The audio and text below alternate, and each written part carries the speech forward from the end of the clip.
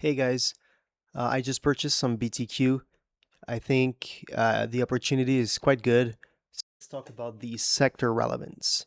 Uh, BTQ sits in a sector that could matter for the next 10 years very much. So it's because of it's both exposed to crypto infrastructure and to quantum security themes that may become more important across the broader economy.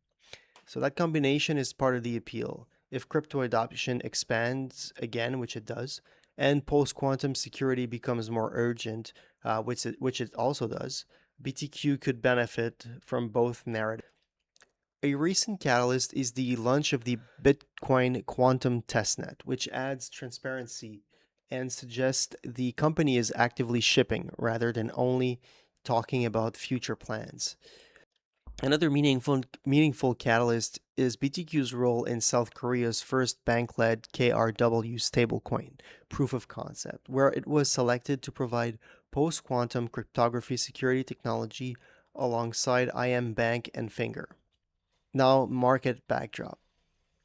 The crypto sector may be close to a breakout. It's approaching the 200-day already for Bitcoin. It's going to be challenging it. And so if we break out of it, you know, Nasdaq is at all times high and pushing like crazy. So I'm not saying it will, but there's a chance.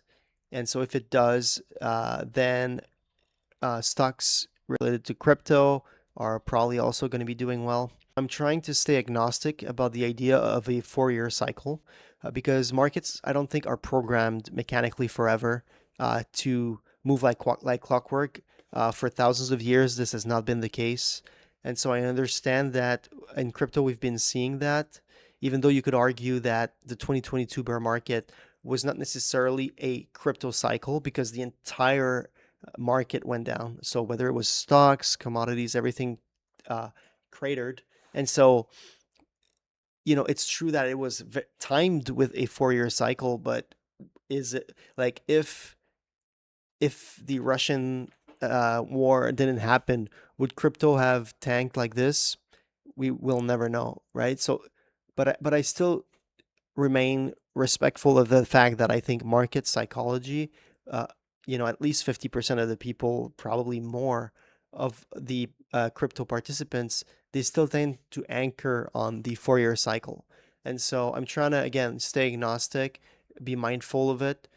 I'm trying to stay open to the fact that this time we could see quote unquote 4-year cycle not be as relevant or maybe be 50% relevant. So we just saw a drawdown, a significant drawdown in crypto, in Bitcoin and Ethereum, for example, around the time of the 4-year cycle. So if there's still 50% of the people that believe in the 4-year cycle, maybe we'll see 50% of the selling at around that time, which would make us see a drawdown half of what we saw in the past, more or less. And so that could be something that's possible. Another thing that I want to talk about is the quantum momentum. BTQ is a quantum stock, and the quantum sector also seems to be improving technically. Some of the names are reclaiming or pushing around the 200-day moving average. Some are breaking it. IonQ is breaking it violently. And so, again, if we see the sector move above the 200-day, a lot more people are going to turn bullish. It's not to say that we'll break the prior mania all-time highs, even though a lot of folks are really hoping for that.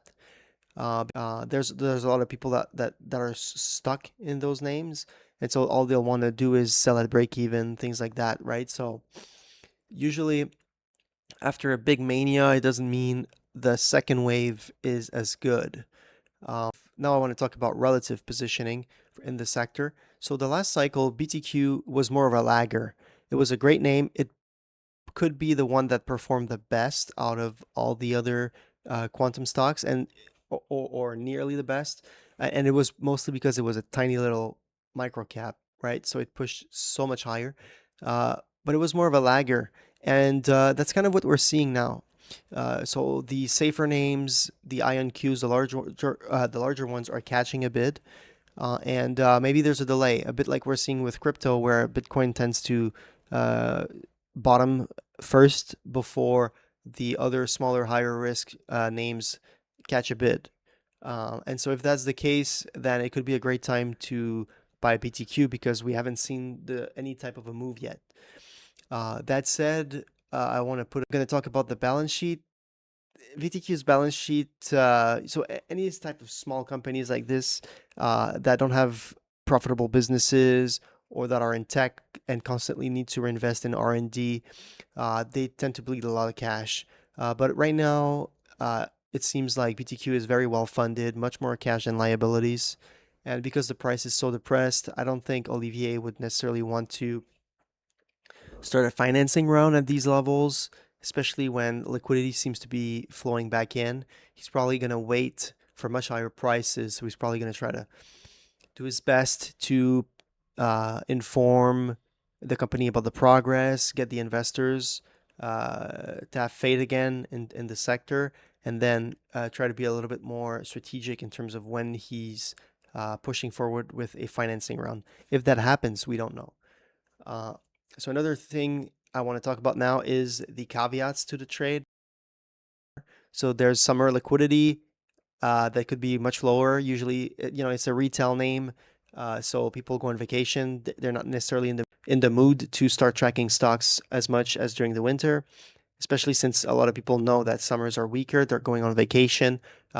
Making trades, opening trades that are not yet in profit can be stressful. So we might see less of that, and so that means if BTQ doesn't move shortly, it may kind of retrace uh, and force us to be more patient. So another thing is the range resistance. So BTQ is still in a range. It's a clear range with a resistance at exactly $4. And so there's no more obvious kind of caveat. We need to break that price to go much higher. And so because it's a clear technical level, it might be hard to break that level, especially going into the summer. But it also creates an opportunity because if you didn't get a good price now, it might, because of summer and that range, do some kind of a retrace, which allows you to either add to your position or start a position. Uh, the only thing that I want you to be mindful of is that uh, it could be hard to catch these moves. You can wake There's overnight risk. You can wake up one day and the price moved much higher. If I find that the company keeps delivering, and I want to get back to is the lag risk. So, like I was saying, BTQ was a lagger in the recent quantum mania. Um, and one of the possible reason is that it was listed in Canada and it was less accessible to the US market participants. So maybe that's why they favored US listed peers first. And then when the attention arrived, including from influencers and momentum traders, it appeared capable of moving quickly. And so that's where it caught interest. And so because now it's listed in NASDAQ, it's already uplisted. So maybe it's already liquid. And so maybe if maybe it's not going to be so much of a lagger anymore. In conclusion, this is not my highest conviction idea, but I do think it's a worthwhile investment candidate if you want exposure to high beta, high volatility names with upside tied to crypto, quantum security, and small cap momentum.